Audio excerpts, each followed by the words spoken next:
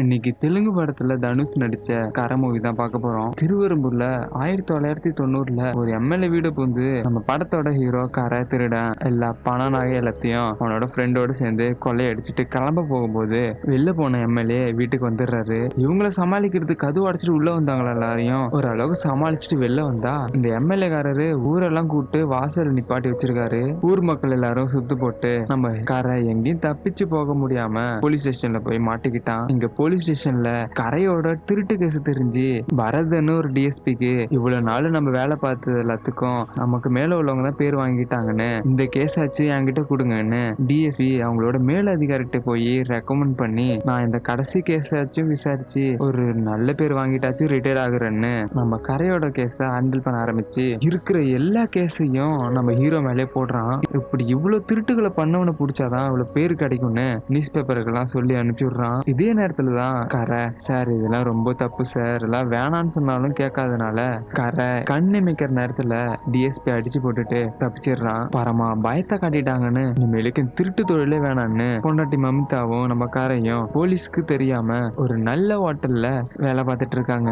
அப்படியே 6 மாசம் கடந்து போகுது. இங்க இந்த ஹோட்டல்ல சம்பளத்தை ஏத்தி கேட்டாலும் தரமாட்டான். வேற வழி இல்லாம பேங்க் படியேறி போய் லோன் கேக்குறான். ஆனா எந்த அஷூரன்ஸ் இல்லாம கொடுக்க மாட்டாங்க. அப்ப நம்ம கரைக்கு ஐடியா வருது. என்னன்னு பாத்தீங்கன்னா நம்ம அப்பாவோட 8 ஏக்கர் தான் இருக்குல்ல, அவங்கள்ட்ட பத்திரத்தை வாங்கிட்டு வந்தாச்சும் நம்ம புதுசா ஒரு தொழில் ஆரம்பிச்சு நல்லபடியா இருக்கலாம்னு சொந்த ஊருக்கு கிளம்பி போறான். அங்க போய் பார்த்தா அப்பா ஏற்கனவே டிராக்டரை லோன்ல வாங்கி போட்டு வச்சிருக்காங்க. அதுவும் விளைச்சல் நல்லபடியா வராததுனால இந்த டிராக்டருக்கு மாசம் மாசம் 5000 கூட கட்டாம லோன் ஆபீசர்கிட்ட திட்டு வாங்கிக்கிட்டு ஃபைன் மேல ஃபைனா தான் ஏறிக்கிட்டு இருக்கு. கரையை பாத்தீங்கன்னா சின்ன வயசுல அவங்க அப்பாவோட கையில இருந்த பணத்தை புடிங்கிட்டு போனதுல இருந்து திருட்டு தொழில தான் பார்த்துட்டு இருந்திருக்கான். பணத்தை தேடி வந்த விஷயத்த சொல்லி எனக்கு எப்படியாச்சும் இந்த நிலத்தை வித்து எனக்கு காசு 2 லட்சத்தை கொடுங்க, பேலன்ஸ இந்த டிராக்டர் லோனை அடைச்சிடலாம், இந்த டிராக்டர் லோனை அடைச்சிடலான்னு கேட்கறான் அவங்க அப்பா கிட்ட. கரை கேட்கறான் அவங்க அப்பா கிட்ட. அதுக்கு அவங்க அப்பாவும் நம்ம குலசாமிலாம் இருக்கிற மண்ணை எப்படிப்பா விற்க முடியும்னு, நான் உசுரோட இருக்கிற வரைக்கும் விற்க முடியாதப்பான்னு சொல்லி வேணும்னா நீ திரும்ப வீட்டுக்கு வந்தா குலசாமிக்கு படைக்கிறேன்னு ஒரு 4000 ரூபாய் கையில வச்சிருக்கேன், அதை வேணா எடுத்துட்டு போன்னு கொடுக்குறாரு. ஆனா அதையும் வாங்காம கரைக்கு கல்யாணம் ஆன விஷயம் அவங்க அப்பா அம்மாவுக்கு தெரியாது. இவனோட ஒய்ஃப டவுன்ல ஒரு லாட்ஜ்ல தங்க வச்சிருப்பான். அவளை திரும்ப ஊருக்கு அழைச்சிட்டு வந்து அப்பா அம்மாவுக்கு இன்ட்ரடியூஸ் பண்ணலான்னு அவங்க அம்மாட்ட சொல்லிட்டு இந்த விஷயத்த அப்பா கிட்ட சொல்லலான்னு தூங்குற அப்பாவை போய் எழுப்புனா திரும்பி ரொம்ப வருஷத்துக்கு அப்புறம் வந்த பையன் திரும்ப என்னை விட்டு போறான்னு தவிச்ச மனசு இங்க இறந்து கிடக்குது. அதுக்கப்புறம் அவங்க அப்பாவை சம்பிரதாயம் எல்லாம் பண்ணி அவங்க சொந்த வயல போய் புதைக்கும் போகும்போது டிராக்டருக்கு பேங்க்ல லோன் கொடுத்தவங்க எல்லாம் வந்து இங்க புதைக்கலாம் கூடாது, லோன் எல்லாம் கட்டி முடிச்சுட்டு இங்க பணத்தை கட்டாத வரைக்கும் இந்த நிலம் எங்களோடுதுன்னு போலீஸ் ஆட்சியில் வந்து பிரச்சனை பண்ணி வேற வழி இல்லாம கவர்மெண்ட் ஹாஸ்பிட்டல்ல அனாதை போனோம்னு எழுதி வச்சாதான் அப்பாவோட உடம்பு ஒரு வாரத்துக்கு தாங்கும்னு அனாதை போனோமா அந்த மார்ச்சுரிலேயே வைக்கிறாங்க. அதுக்கப்புறம் கரையோட மாமாவும் இந்த லோன் கொடுத்த பேங்க் மேனேஜரும் டிராக்டர் லோன்ல தரோம்னு ஃபர்ஸ்ட் இன்ட்ரடியூஸ் பண்ணி லோனை கொடுக்க வந்திருப்பாங்க.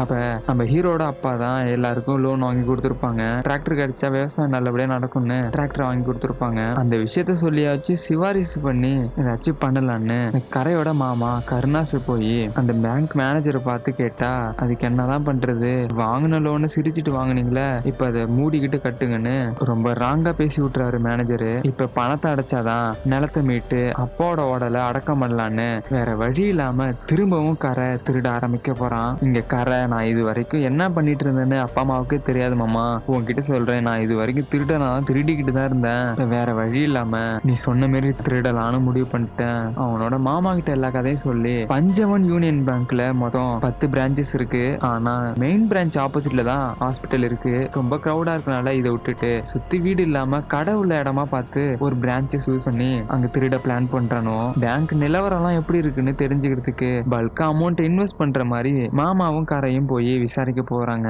அப்ப நாங்க குடுக்கற பணம் எவ்வளவு சேஃபா இருக்கும்னு கேட்டா அதுக்கு பேங்க்ல உள்ள ஆளு இங்க திருடவனாச்சும் வந்தாலும் லாக்கரை உடைச்சாலும் ஆட்டோமேட்டிக்கா அலாரம் போலீஸ் ஸ்டேஷனுக்கு அடிக்க ஆரம்பிச்சிரும். 5 நிமிஷத்துல போலீஸ் வந்து திருடனை பிடிச்சிருவாங்கன்னு சொல்றாரு. இங்க பேங்க்ல விசாரிச்சுட்டு வந்ததுக்கு அப்புறம் அன்னைக்கு நைட்டு அந்த சைரனை ஏணி போட்டு ஏறி ஆஃப் பண்ணி பேங்குக்குள்ள போய் பகல்ல வச்ச பணத்தை எல்லாம் போய் டிராயர்ல எல்லாம் போய் தேடுனா எந்த பணமும் காணும். அப்புறம் இது எல்லாமே லாக்கர்ல தான் இருக்கும்னு லாக்கரையும் உடைச்சு பாக்குறானோ.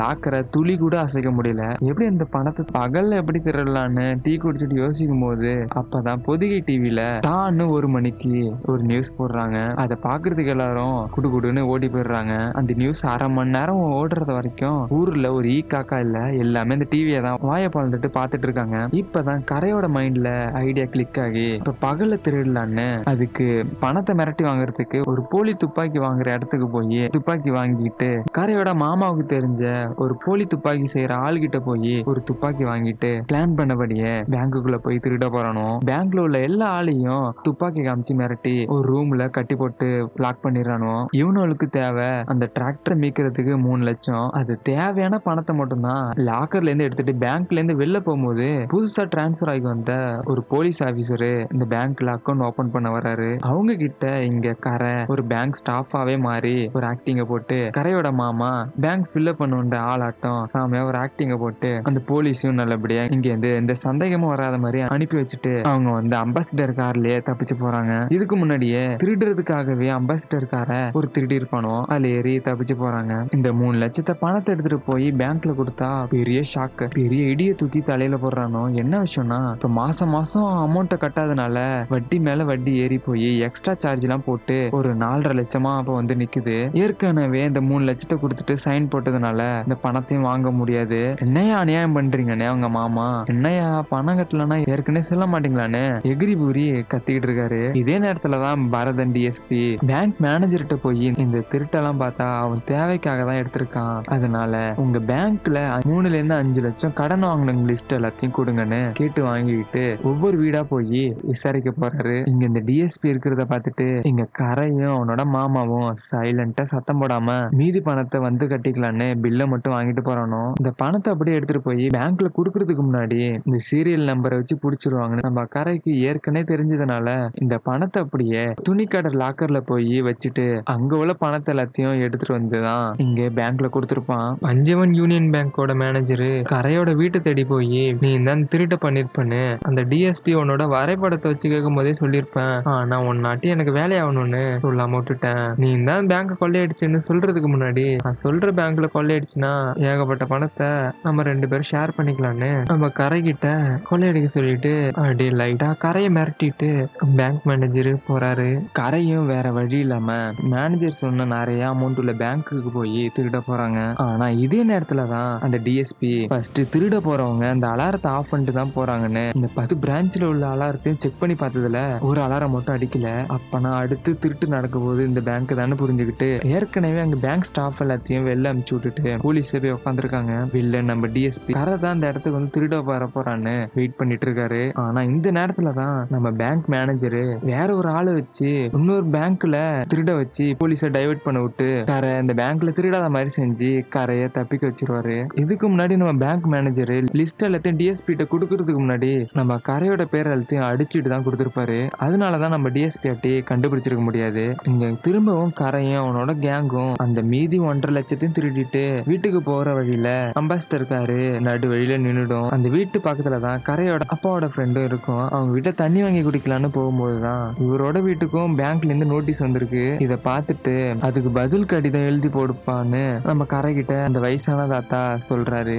ஏற்கனவே கரையோட அப்பா நம்ம அப்பா நம்மளோட ஊர் மக்களுக்கு உதவி பண்ணணும், நான் தான் டிராக்டர் வாங்குறதுக்கு ரெக்கமெண்ட் பண்ணேன்னு ஏற்கனவே சொல்லி வச்சிருப்பாரு. இப்ப திரும்பவும் கரைக்கு மனசு இறங்கி இந்த ஊர் மக்களோட எல்லா கடனையும் அடைக்கிறதுக்காக பஞ்சவன் யூனியன் பேங்க் எல்லா பிரான்ச்சுக்கும் போய் ஒவ்வொரு பேங்கையும் விடாம எல்லா பிரான்ச்சுக்கும் போய் பஞ்சவன் யூனியன் பேங்க்னு எல்லா பேங்குக்கும் போய் எல்லா பணத்தையும் திருடி சீரியல் நம்பர்லயும் மாட்டிக்காம இந்த பணத்தை எல்லாத்தையும் பெரிய டெக்ஸ்டைல்ஸ் பாத்திர கடைன்னு பெரிய பெரிய கடையில போய் பேங்க் பணத்தை வச்சுட்டு கல்லால் உள்ள பணத்தை எடுத்துட்டு வந்து எல்லா ஊர் மக்கள்கிட்டையும் கொடுத்துடுறான். கரை அப்பா சொன்ன ஆசையும் நிறைவேற்றிடுவான். அப்படியே அடமானத்துல இருந்து அவங்க நிலத்தையும் மீட்டு அவங்க அப்பாவை நாதா பணமா கொடுத்த மார்ச்சர்ல இருந்து மீட்டு அவங்களோட சொந்த இடத்துலயே புதைச்சி நல்லபடியா கும்பிட்டு இருக்கும் போதுதான் இங்க டிஎஸ்பி கரையை அரெஸ்ட் பண்ண வராரு. அப்போ யோசிக்கும் போதுதான் இப்போ உன்னை அரெஸ்ட் பண்ணி 7 வருஷம் ஜெயில் தண்டனை கொடுத்தாலும் நான் உன்னை பிடிச்சி வில்லன் ஆகி நீ ஹீரோ ஆயிடுவ, ஆனா அந்த பேங்க் மேனேஜர் ஜெயில போட்டா